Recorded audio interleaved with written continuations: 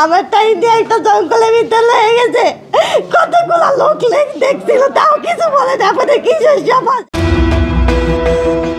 শরীয়তপুরে পরীক্ষা শেষে বাড়ি ফেরার পথে সড়ক থেকে ট্রেনে বন বিভাগের ভেতরে নিয়ে এক নারী শিক্ষার্থীকে দলবদ্ধ ধর্ষণের অভিযোগ উঠেছে। মঙ্গলবার সন্ধ্যায় জেলা শহরের বন বিভাগ কার্যালয়ের এরিয়ার ভেতর এই ঘটনা ঘটে।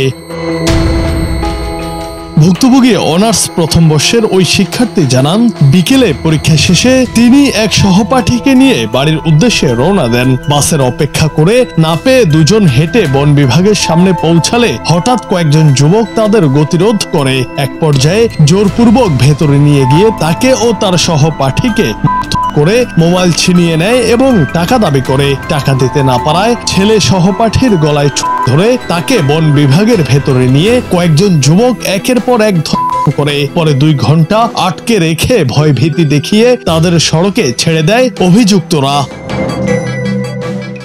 ভুক্তভোগী কাঁদতে কাঁদতে আরো জানান, এ সময় দুজন নারী ও বন বিভাগের লোকজন ঘটনাটি দেখলেও কেউ কিছুই বলেনি। তিনি বলেন, সবার সামনে আমাকে শেষ করে দেয়া হলো, কেউ কিছুই বলেনি। গোটা সমাজের কাছে প্রশ্ন রেখে তিনি বলেন, এটা কিসের সমাজ? লেট হয়ে গেছে পরে সজীবে, ও আমার ফ্রেন্ড, ওকে কি আপনি যদি একলা যাবি কিভাবে তোকে বাসা আমাকে বাসা একসাথেই যাওয়া যায়, তোর আমি নামাই দিব মনে।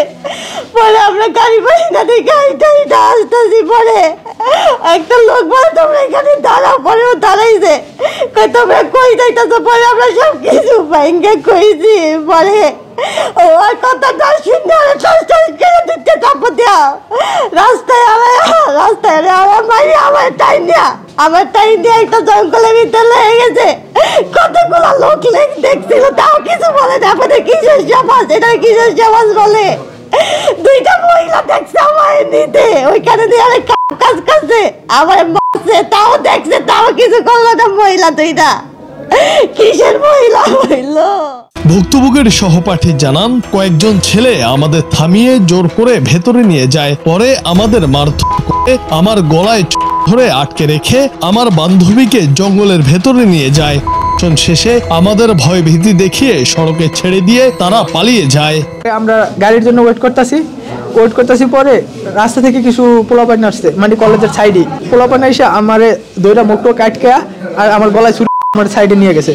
সাইডে নিয়ে যাওয়ার পরে আর আমার একটা ফ্রেন্ড ছিল মেয়ে, ওই সাইডে ছিল, ওরে নিয়ে গেছে কই জানি, ওরে আমি আর দেখিনি। আমার বান্ধবীর সাথে ভাই ওকে অনেক সাইডে ভাই একটা মানে চিপা জায়গায় নিয়ে গেছে, ওর সাথে ভাই অনেক খারাপ কিছুই হয়েছে। ঘটনার পর স্থানীয় বাসিন্দা শাহাবুদ্দিন প্রথমে তাদের দেখতে পান। তিনি বলেন, এক মেয়েকে কয়েকজন যুবক নিয়ে আসছিল, কাছে যেতেই মেয়েটি ভয়ে কথা বলতে পারছিল না আর অভিযুক্তরা পালিয়ে যায়। আরেক স্থানীয় বলেন, মেয়েটি এসে আমাদের পায়ে পড়ে সাহায্য চায়, পরে দ্রুত তাকে দোকানে বসিয়ে পানি দেই, অসুস্থ হয়ে পড়লে হাসপাতালে নেওয়া হয় এবং পুলিশে খবর দেই।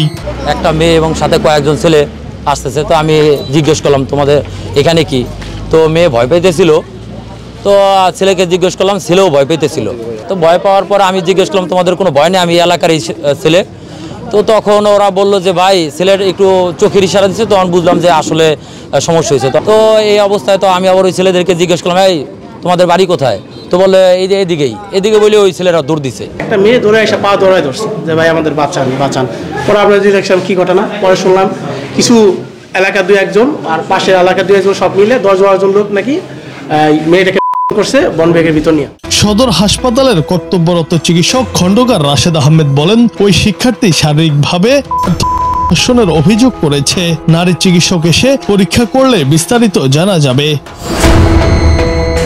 পালং মডেল থানার ভারপ্রাপ্ত কর্মকর্তা মোহাম্মদ শাহ আলম বলেন, বন বিভাগের এলাকায় একটি মেয়ে ধর্ষণের শিকার হয়েছে বলে আমরা 999-এ খবর পাই।